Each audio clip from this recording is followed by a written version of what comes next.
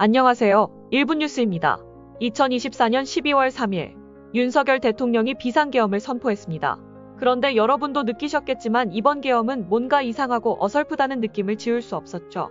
정부에서는 반국가 세력의 위협 때문이라고 설명했지만 구체적인 근거는 부족해 보였습니다. 그래서 자료를 찾아보고 다양한 의견을 들어봤지만 여전히 석연치 않은 점들이 많았습니다. 이 사태를 이해하기 위해 배경을 깊이 파헤쳐보고 추측을 해보았습니다. 그리고 제가 생각하는 이 어설픈 계엄 뒤에 숨겨진 의도를 말씀드려 보겠습니다.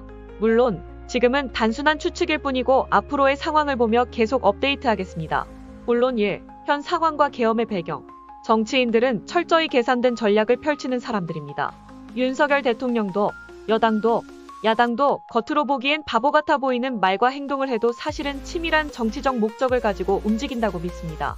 현재 윤석열 행정부는 여소야대의 정치적 교착 상태에 놓여 있습니다. 야당은 국회를 장악하고 대통령의 여러 정책에 반대하며 국정을 사실상 마비시키고 있습니다. 여기에 더해 김건희 여사 관련 특검을 추진하며 대통령의 약점을 노리고 있습니다. 결국 윤 대통령은 국정 운영이 막혀 식물 대통령으로 전락한 상황입니다. 탄핵 가능성까지 점차 높아지고 있는 위기 국면입니다. 이런 상황에서 윤 대통령은 단순히 시간을 끌며 기다리는 방식으론 답이 없다고 판단했을 가능성이 높습니다. 모욕주기용 특검을 받을 수는 없고 탄핵도 피할 수 없는 상황이라면 그 판을 바꿔야겠다는 생각을 한 것입니다. 그렇다고 탄핵을 해달라며 스스로 위법 행위를 저지를 수는 없습니다. 그러면 그대로 탄핵이 될 테니까요. 탄핵 심판은 하되 탄핵이 되는 것은 막을 가능성이 있으며 과거 노무현 대통령의 탄핵 심판 때처럼 정치적 성취를 쥐고 돌아올 방법이 필요할 것입니다. 따라서 윤 대통령이 선택한 판을 뒤집는 강수가 바로 이번 비상계엄 선포입니다.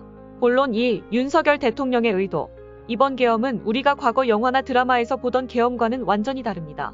체포나 구금도 없었고 국회 앞에서도 통행이 자유로웠습니다. 밤 시간에 계엄군은 약 30명 정도 파견되었고 오히려 유튜버들이 더 많은 이상한 상황이었습니다. 계엄군은 국회의 계엄 해제 요구를 적극적으로 막지도 않았고 가결되자 바로 현장을 떠나 최대한 충돌을 피했습니다. 그렇게 해제 요구가 가결되었고 그리 오래 지나지 않아 윤 대통령은 계엄을 해제했습니다. 이른바 계엄다운 계엄이 아니었습니다. 그리고 이렇게 된 후 탄핵 가자는 국면으로 자연스럽게 넘어가는 것이고 윤 대통령도 이걸 유도했다고 보고 있습니다. 그렇다면 윤석열 대통령은 무엇을 얻으려고 했을까요? 이번 계엄의 목적은 정치적 힘의 중심을 법리 싸움으로 옮기려는 것이라고 볼 수 있습니다.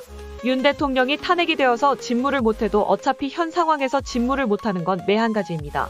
계엄과 탄핵 그리고 헌재에서의 법리 싸움이라는 거대한 이슈가 김건희 특검이나 최상병 사건 등 다양한 이슈들을 모두 빨아들이게 될 것입니다. 세상은 오랜만에 윤 대통령의 말에 관심을 기울이게 될 것입니다. 윤 대통령은 자신이 탄핵되는 것은 이미 불가피하다고 본 듯합니다. 하지만 김건희 특검 등 정치적 약점이나 추상적인 이유로 탄핵당하기보다는 계엄이라는 법적 근거로 탄핵을 유도하려 한 것이죠. 탄핵 심판이 헌법재판소로 넘어가면 그는 민주당의 행위를 내란 행위로 규정하며 이를 정당화하는 법리 싸움에 집중할 계획이 아닐까 싶습니다.